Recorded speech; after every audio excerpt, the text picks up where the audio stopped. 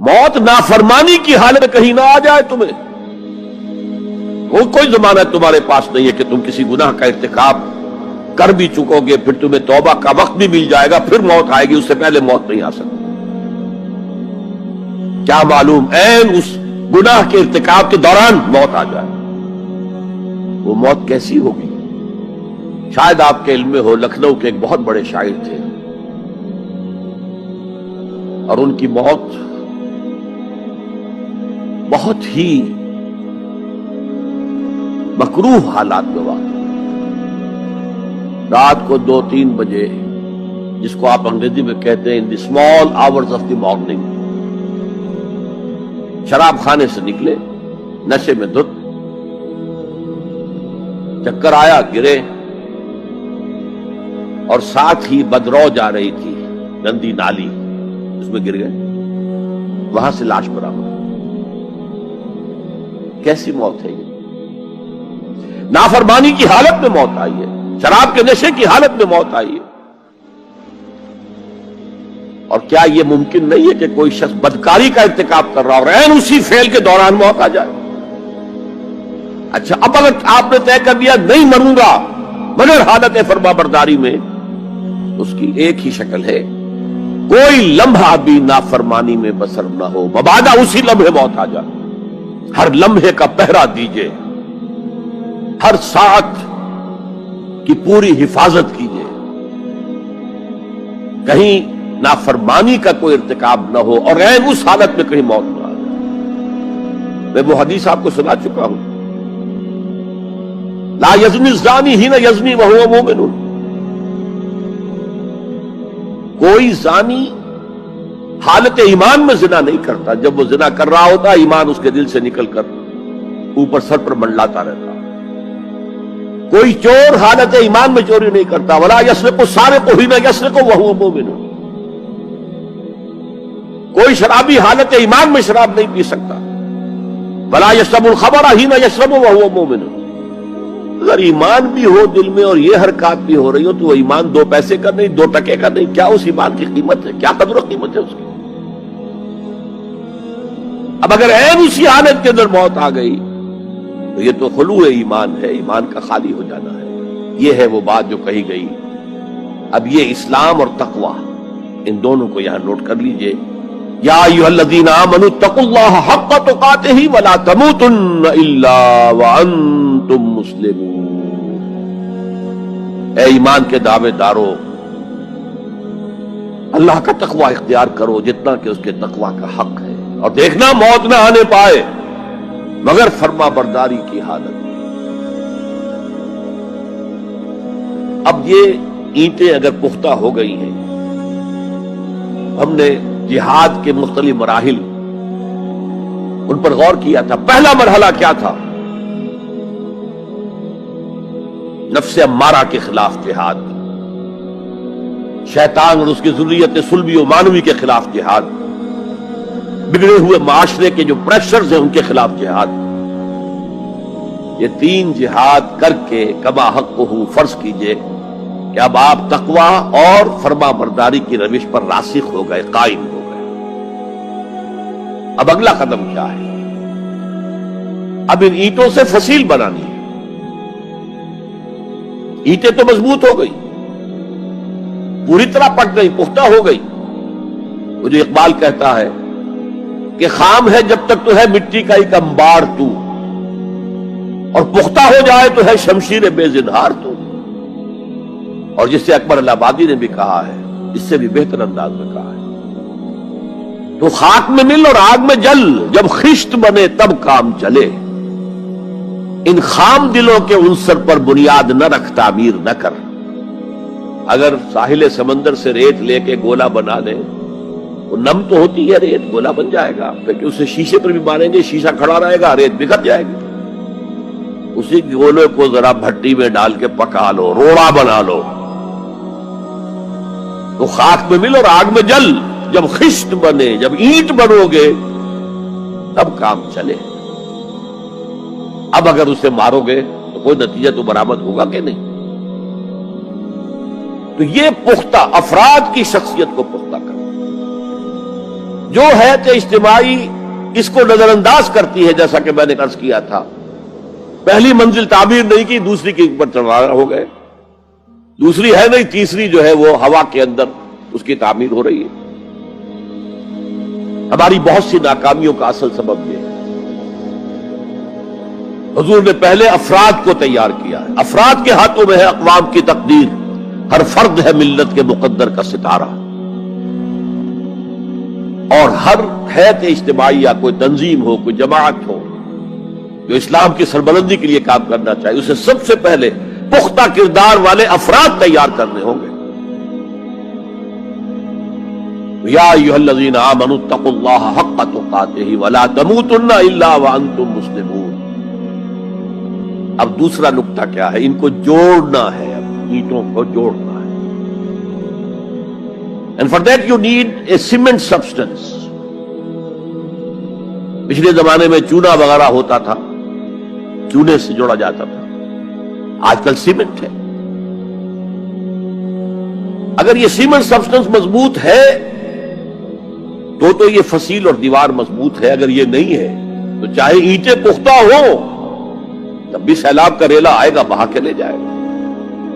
اینٹوں کی پختگی کے ساتھ ساتھ ان کو جوڑنے والا مورٹر جو ہے اس کو بھی مضبوط ہونا چاہیے۔ اس لیے دوسرا نقطہ، یہ سہ نکاتی لایہ عمل، 3 نکاتی لایہ عمل۔ پہلا تقوی اختیار کرو اور اللہ تعالیٰ کی پوری فرما برداری اختیار کرو، کوئی لمحہ تمہارا نافرمانی میں نہ گزرے۔ اب واعتصموا بحبل اللہ جمیعا ولا تفرقوا،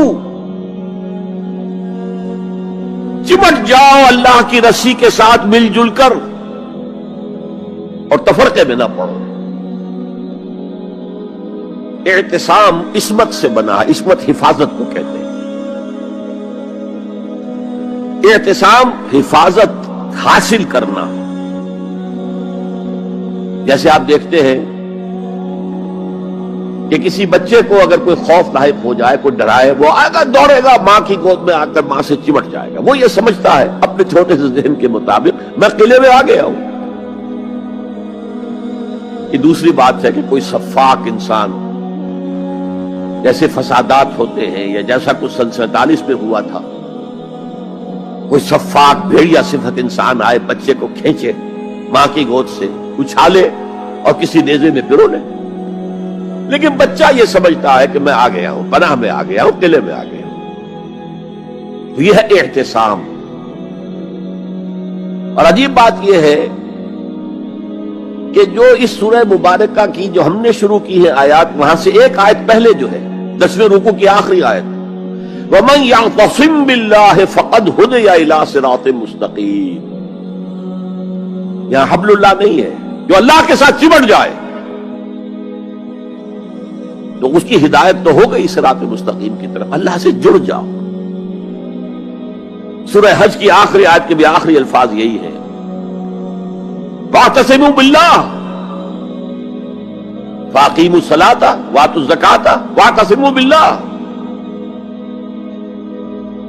وہ تمہارا پشت بنا ہے، وہ مولاکم وَنِعْمَ الْمَوْلَى وَنِعْمَ النَّصِيرُ، کیا ہی اچھا ہے وہ مولا، پشت بنا، مددگار، حمایتی، کیا ہی اچھا ہے وہ مدد کرنے والا۔ تو وہاں پر بھی وَاعْتَصِمُوا بِاللَّهِ، وہی لفظ یہاں آیا، وَمَن يَعْتَصِم بِاللَّهِ فَقَدْ هُدِيَ إِلَىٰ صِرَاطٍ مُسْتَقِيمٍ۔ اب یہاں سوال پیدا ہوتا ہے وہ حبل اللہ کون سی ہے؟ اب اصول یہ سامنے رکھیے کہ قرآن مجید میں اگر محسوس ہو کہ کسی جگہ پر کوئی ابہام ہے، اجمال ہے، کہیں وضاحت کی ضرورت ہے، تو یہ حق ہی نہیں فرض ہے محمد الرسول اللہ صلی اللہ علیہ وسلم کا کہ اس کو بیان کریں، واضح کریں، تبیین کریں۔ انزلنا الیک الذکر لتبین للناس ما نزل الیہم، اے نبی ہم نے آپ کی طرف یہ ذکر اس لیے نازل کیا ہے کہ آپ لوگوں کے لیے واضح کریں وہ شے جو ان کے لیے نازل کی گئی، ان کی طرف بھیجی گئی۔ آج ایک عظیم ترین فتنہ ہمارے ہاں جو ہے وہ انکار حدیث کا ہے۔ وہ گویا کہ حضور کو یہ حق ہی دینے کو تیار نہیں۔ کہ قرآن مجید کی آیات کی توضیح کریں، تبیین کریں، جہاں کہیں کوئی سوال پیدا ہو اس کا جواب دیں. لیکن یہ جان لیجئے یہ حضور کا صرف حق نہیں، فرض. مجھے ایک بڑا تلخ تجربہ ہوا تھا لاہور میں 1973 میں، وہ جو عالمی کانفرنس ہوئی تھی لاہور میں، دنیا کے تمام مسلمان ملکوں کے سربراہ وہاں جمع تھے. تو اس زمانے میں اس آیت کا بڑا چرچا تھا، اخبارات میں بھی بڑے بڑے اشتہار شائع ہو رہے لوگوں کی طرف سے، وَاعْتَصِمُوا بِحَبْلِ اللَّهِ جَمِيعًا وَلَا تَفَرَّقُوا. رکشاؤں کے پیچھے بھی بینر لگے ہوئے، ٹیکسیوں کے پیچھے بینر لگے ہوئے ہیں، وَاعْتَصِمُوا بِحَبْلِ اللَّهِ جَمِيعًا. بینر آویزاں ہیں سڑکوں پر جا بجا.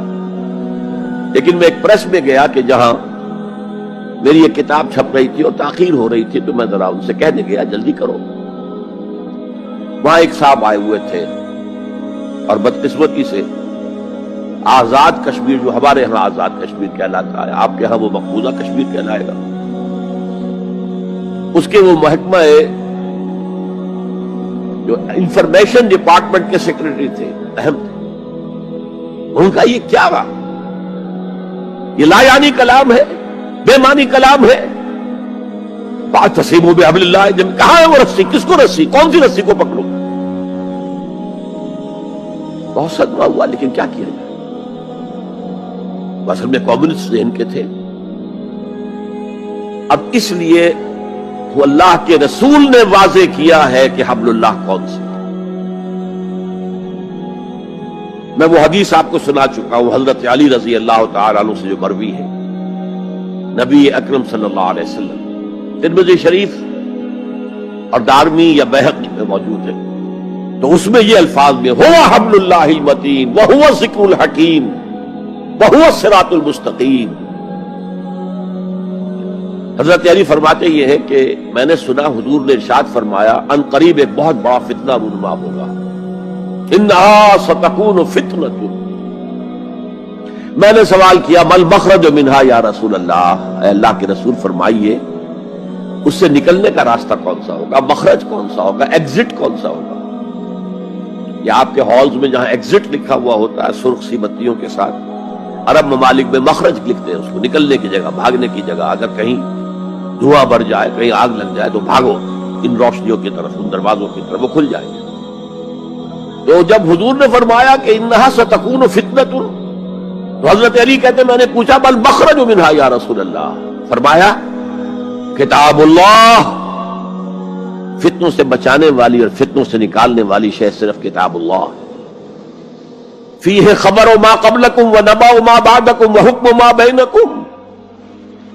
اس میں تم سے پہلے جو اقوام تھی ان کی خبریں موجود ہیں، تمہارے بعد آنے والی جو چیزیں ہیں ان واقعات کا تذکرہ موجود ہے، اور تمہارے درمیان جو اختلافات بھی رونما ہو سکتے ہیں ان سب کا حل موجود ہے. دیکھے حضور آکھن منگتے دی خیر ہووے، دیکھے حضور آکھن منگتے دی خیر ہووے، منگتا کبے سخی دے، منگتا کبے سخی دے، بوہے دی خیر ہووے.